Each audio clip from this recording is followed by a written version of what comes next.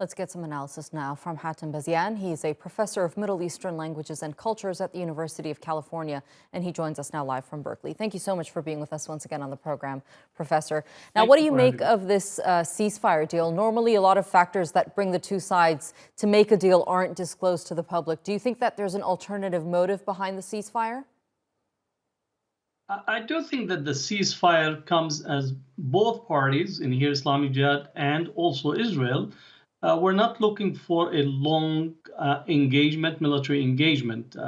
Comes as the Gaza Strip has been going through many type of attacks by Israel, and also the Israeli government with Lapid does not want a prolonged conflict that will impact his possibility of election campaign that is ongoing. So in this sense, both parties were looking for a way to negotiate a ceasefire. But we'll have to wait and see whether this will be sustainable. Israel have committed itself to releasing both Saadi and Al-Awawde, and we'll have to see if that actually will materialize. Israel is supposed to transfer Saadi to hospital immediately. So we'll wait and see, because that was one of the main demands that the Islamic Jihad have put on the table. Do you think that it will materialize? Do you think Israel will live up to its side of the agreement?